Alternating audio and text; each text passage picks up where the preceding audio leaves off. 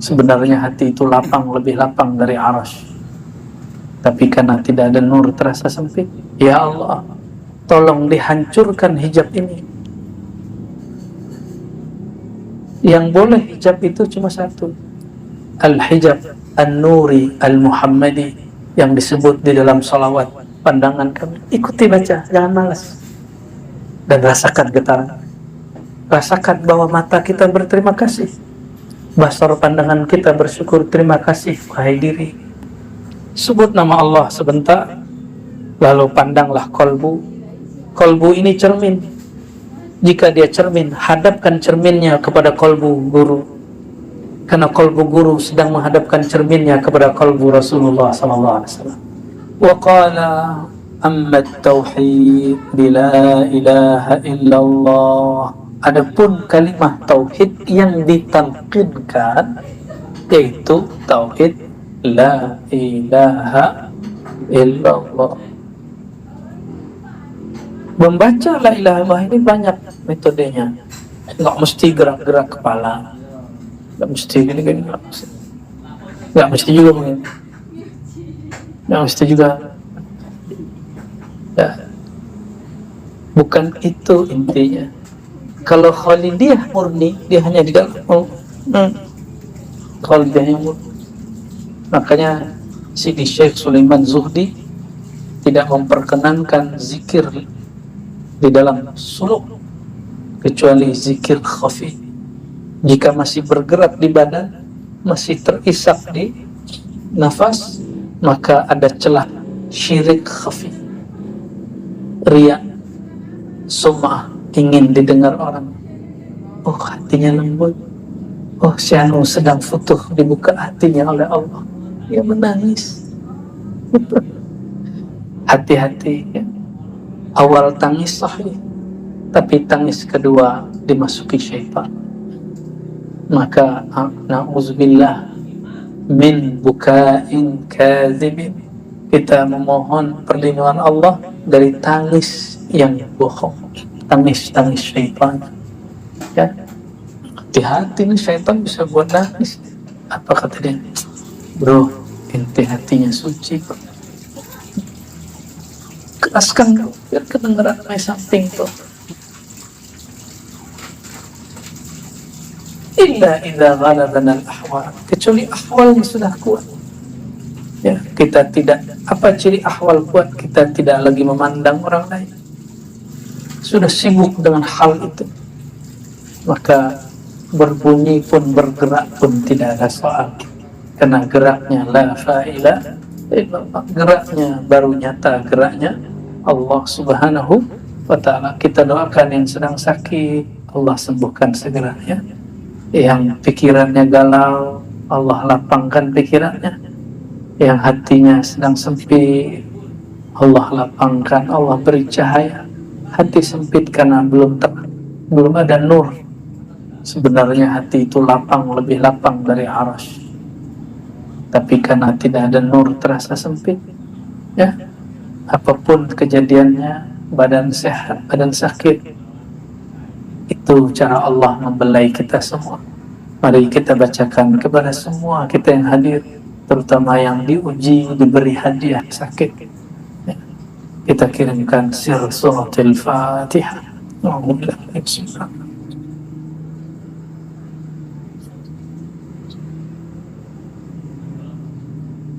Dan kepada semua orang yang sedang i'tikaf, sedang bersuluk dimanapun, tarekat apapun, zawiyah surau manapun, min ibadihi salihin. Al-Fatihah.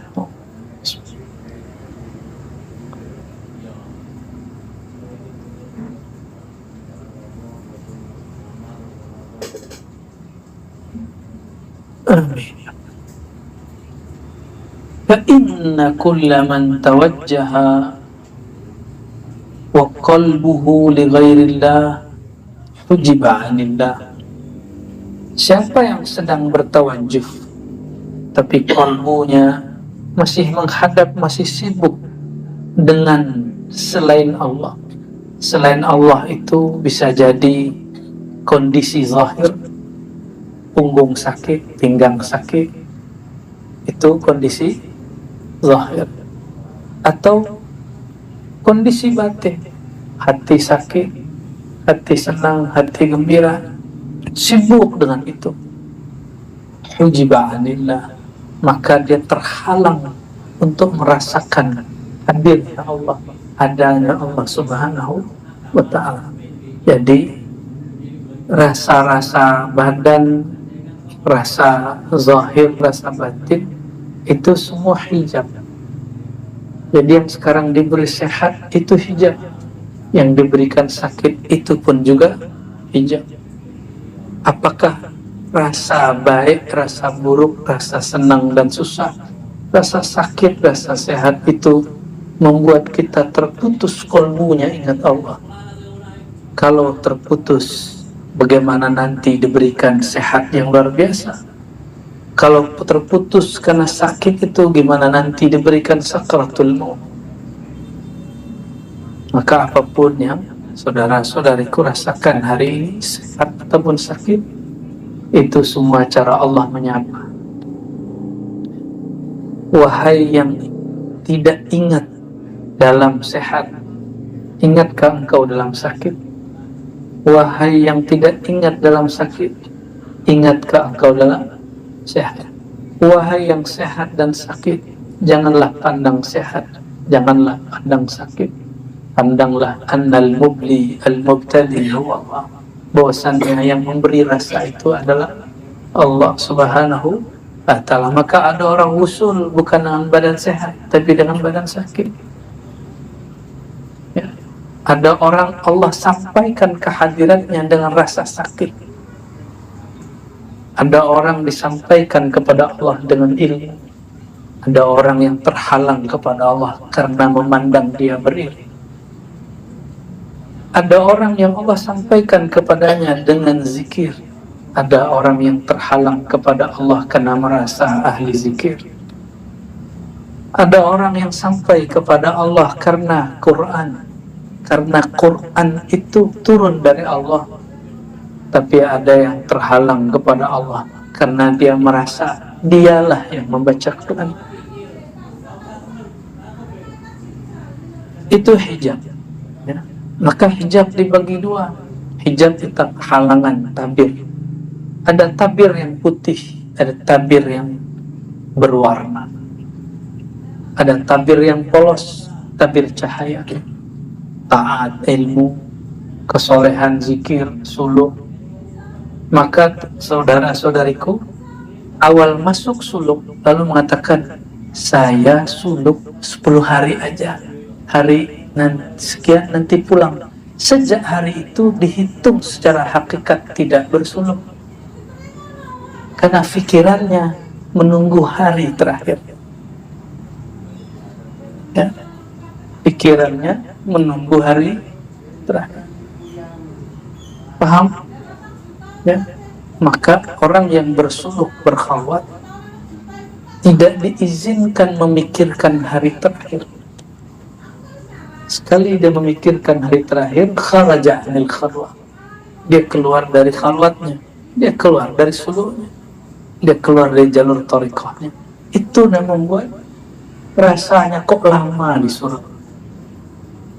Ya, bangun tidur, apa nih, kapan ini, kain kapan ini ya, apa ini, bid'ah apa lagi, bid'ah apa lagi yang kau dustakan. Ya.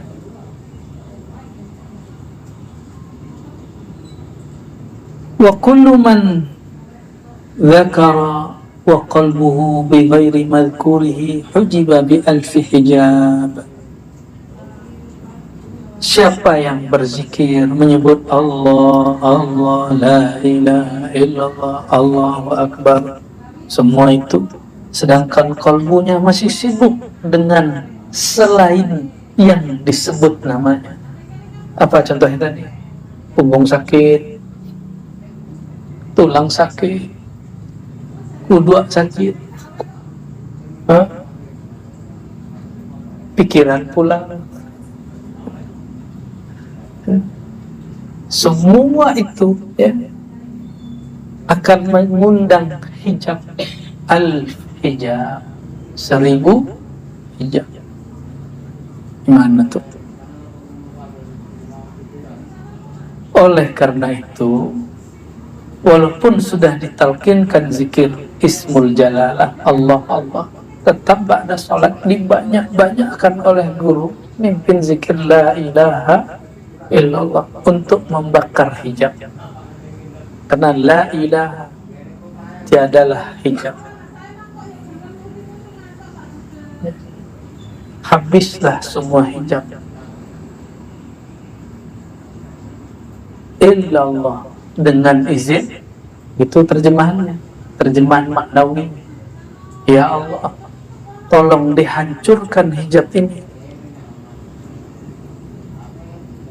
Yang boleh hijab itu cuma satu, al-hijab an-nuri al-muhammadi, yang disebut di dalam salawat al-hijab al-a'zam, hijab teragung, itu Sayyidina Muhammad sallallahu alaihi wasallam.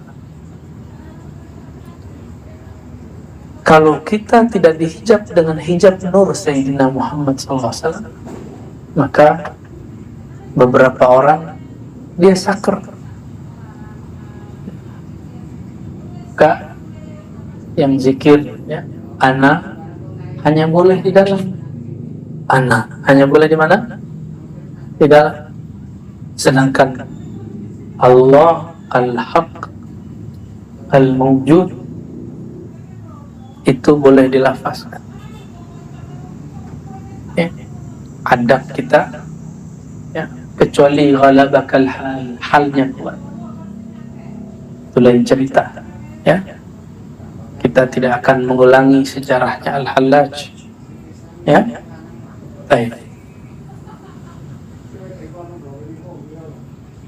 Jadi sudah berzikir pun pikiran tidak dengan yang dizikirkan, masih dihijab berapa? 1000. Hijab inilah yang berpotensi membuat seseorang nanti menggugurkan amalnya. Maka dia ngomong gini, alhamdulillah sudah 20.000, langsung gugur. Wih, luar biasa bro, kalimah ini dahsyat. Buat aneh fana. Masa orang fana tahu dia fana? Ya, itulah hijab tadi. Padahal bagus tuh, zikir 20.000, bagus kan? Bagus. Bagi orang awam sudah oke, tapi bagi saya, enggak. Secara ilmu fikih sudah dapat pahala, tapi secara ilmu thariqah dia belum apa-apa, karena dia belum menempuh jalan, baru dapat thawab, dapat apresiasi dari Allah Subhanahu wa taala ya. Fa in taharta zahiraka. Kenapa istighfar? Kadang istighfar bahasa Arab, kadang istighfar di Indonesia kan, di Melayu kan, di Minang kan, di Jawa kan, di Sunda kan, dibahasakan bahasa kita. Ya, Allah ngerti nggak bahasa Sunda? Kalau istighfar pakai bahasa Minang terima nggak? Kalau pakai bahasa Melayu, Allah paham nggak? Paham. Allah itu suka kalau si hamba mendetailkan dosanya. Itu yang disebut an-nadamu taubah. Orang yang menyesali satu persatu, maka dia baru masuk kepada nur taubat. Oleh karenanya, nikmati, ikuti, jangan di-reject, jangan dilawan. Kalau guru mengatakan astaghfirullah fi ayunina, astaghfirullah ya Allah ampuni mata kami, pandangan kami, ikuti baca, jangan malas. Dan rasakan getaran, rasakan bahwa mata kita berterima kasih, basar pandangan kita bersyukur, terima kasih wahai diri, engkau telah mengikutkan aku dalam tobatmu, engkau telah sertakan aku dalam tobatmu. Moga-moga mata ini tidak disiksa oleh Allah Subhanahu wa ta'ala. Itu kata si mata.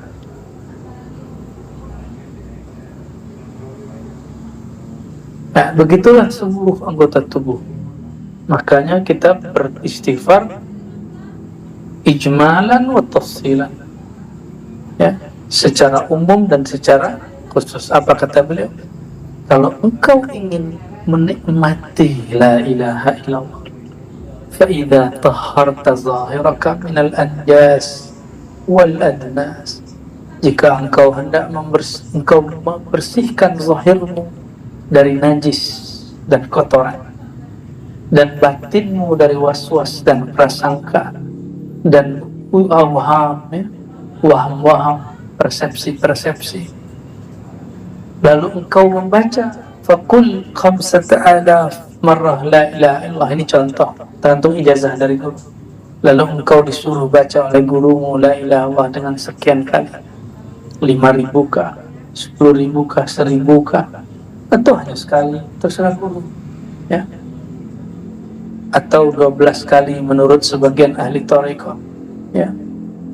Jangan terjebak pada angka, karena kita tidak menyembah angka. Bal hudurun wa makna, tapi yang penting maknanya.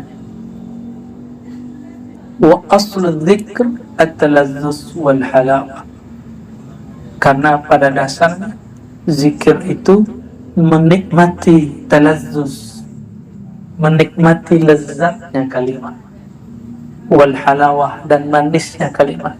Sudah manis belum zikir Allah? Belum, masih pahit, ya. Udah candu belum?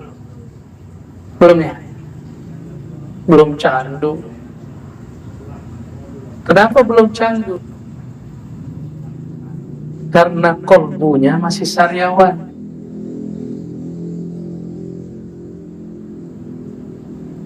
Karena kolbunya masih menyisakan was-was, kolbunya masih menyimpan sifat-sifat buruk, sifat kibr, merasa diri oke, merasa diri sedikit saja lebih dari orang, baik di ilmu atau pada kesucian jiwa, sedikit saja haram daripada kelezatan zikir. Ini qat'i, hatmi, la syak, ya, nggak ada tawar menawar. Sedikit ada rasa sombong di hati karena ilmu, karena posisi, karena bangsa, jabatan, suku, Allah haramkan mendapatkan nikmat zikir Allah la ilaha illallah. Kalau sudah haram dapat nikmat zikir Allah la ilaha illallah, haram menikmati sholat khusyuk. Jadi kenapa sholatnya di sini tidak diajarkan sholat khusyuk? Tak perlu, ya. Diajarkan aslul khusyuk, pangkal khusyuk yang diajarkan di sini. Pangkalnya selesai sampai ujung. Jadi nggak diajarkan cara angkat tangannya, bayangkan buang seluruh dunia, tak. Lebay. Emang bisa buang dunia? Udah langsung bacanya, namanya baca. Namun karena makhligai kolbu masih kotor, nama Allah yang mulia tidak mau bersemayam di situ. Oleh karenanya, coba perhatikan Quran. Penghalang waswas, yakin syahadat. Pembersih dosa, taubat. Antum membersihkan dosa, tapi tidak memantapkan yakin. Masih bertanyakan, kok Naqsyabandi di sini lain ya? Dimulainya dari syahadat. Lain ya Guru dan Sinan. Mereka lupa, orang dulu syahadatnya oke, yakinnya mantap. Maka guru-guru kita dulu untuk kaifiat zikir langsung dimulai taubat. Hari ini karena pagi orang mukmin, sorenya kafir. Sore dia mukmin, paginya dia kafir. Satu saja lintasan dalam kolbu, dia jadi kufur secara hakikat. Maka Setiap kita mau sholat, mau zikir, mau ngapain, mau mendekatkan diri kepada Allah, kita mulai dari apa? Memperbaharui yakin. Oleh karenanya, dalam manhaj al-Muhammadi, dalam tariqat an-Naqsyabandiyah, Qadiriyah, ya, Syaziliyah, tariqat Samaniyah, dan semua tariqat itu dibukalah dengan syahadat. Bagus syahadat, was-was hilang. Nih taruhannya. Tapi syahadat tidak bagus, was-was berkembang. Ya. Nah, hijab kolbu. Apa hijab kolbu? Hijab kolbu adalah nafs jiwa yang banyak dosa. Maka penawarnya adalah taubat, istighfar dan taubat. Orang yang menawar, membersihkan dirinya dari dosa, tapi tidak memantapkan yakinnya, dia tidak mendapatkan lazzatus zikr. Atau baru memantapkan zikir, memantapkan tauhid, tapi tidak mau zikir. Paham hebat, kendaraan bagus, tapi tidak pernah dikendarai. Paham ilustrasi ini? Itulah kebanyakan orang ngaji ma'rifat hanya diomong-omongin, ditulis-tulis di sebuah whiteboard kayak keren gitu, tapi tidak ada wirid, tidak ada thariqahnya, tidak ada khalwatnya, tidak ada tarbiyah dan suluknya. Membicarakan sesuatu yang tinggi, tapi dia tidak mau pergi ke sana.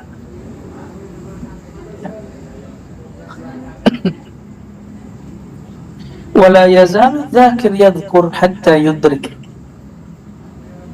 Maka senantiasalah orang yang berzikir itu mengingat, menyebut, hatta yudrikal ajaib wal gharaib wal asrar al azimata wal kayfiyat al fakhimah, sampai dia merasakan, mendapatkan keanehan, keajaiban, rahasia yang besar dan cara-cara yang luar biasa.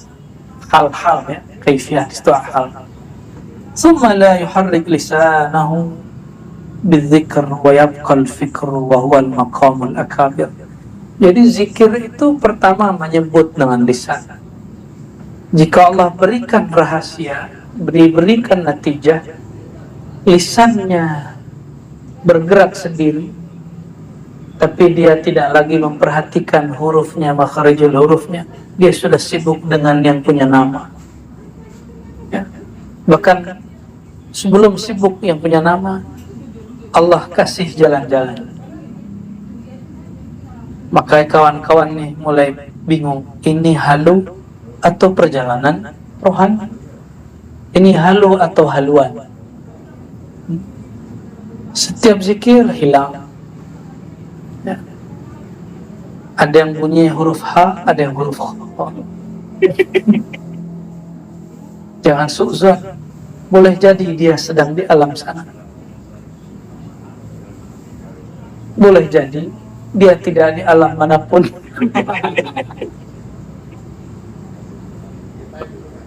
Apa ciri-cirinya jika dia sampai kepada alamul fikr? Dia tersadar dapat makna la ilaha illallah. Itu namanya maqamul akabir, maqamnya para tetua, walaupun badannya masih muda. Fahuwa syekhun ma'a syababihi, maka dia tua meskipun dia masih muda. Tapi badan sudah tua, zikir tidak dapat makna. Fa anta syabun ma'a uhulatik, engkau itu masih belia meskipun badan sudah tua renta, ya. Suka-suka Allah lah, ya. Wa fihi kalam fa'rif.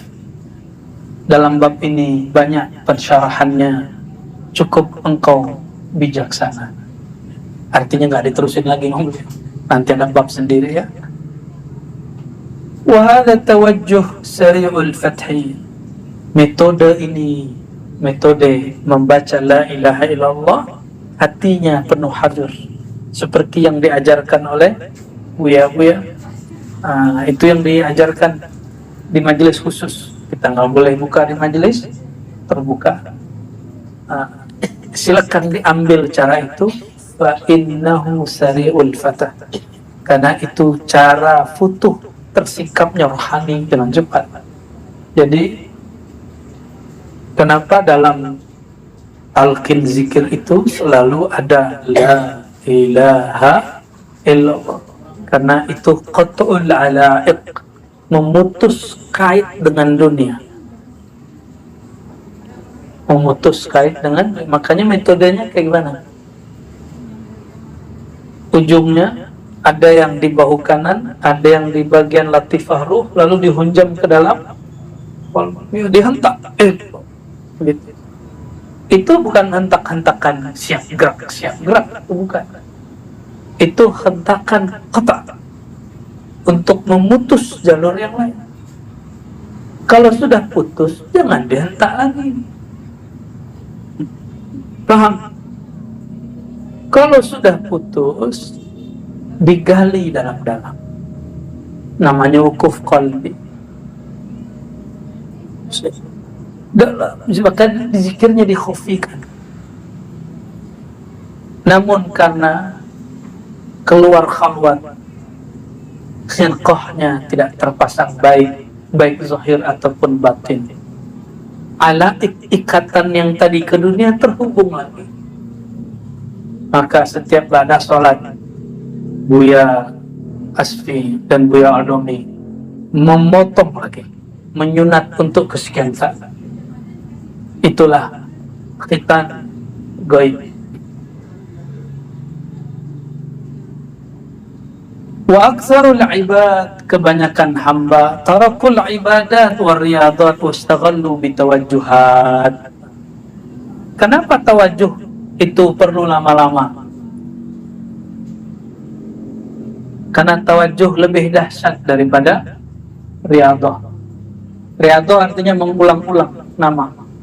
Kalau tawajjuh menghadapkan kolbu kepada yang menguasai kolbu.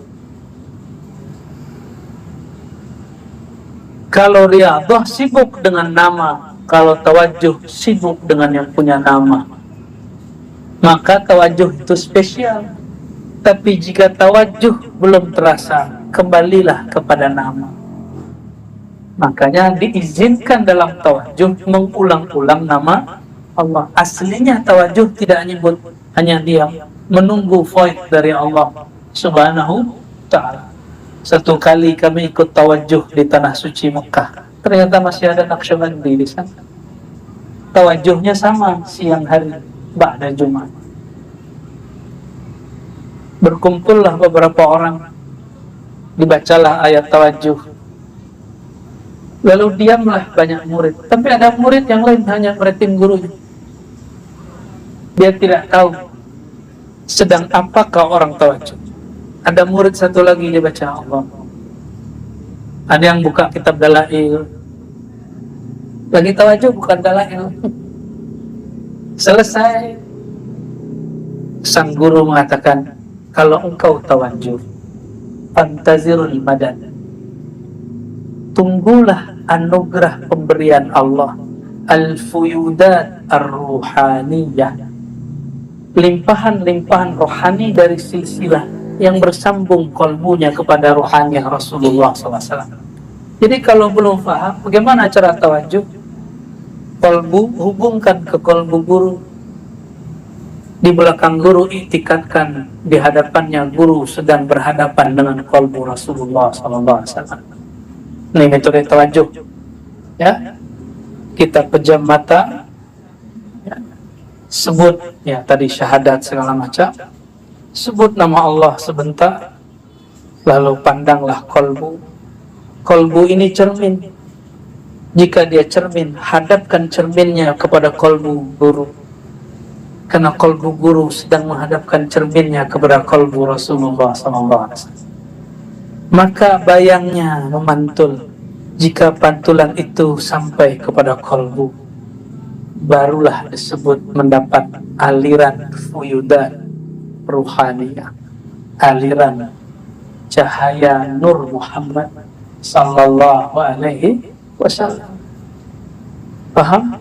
Tawajuh. Jadi selama ini tawajuh ngapain? Ya. Zikir khafi kalau belum.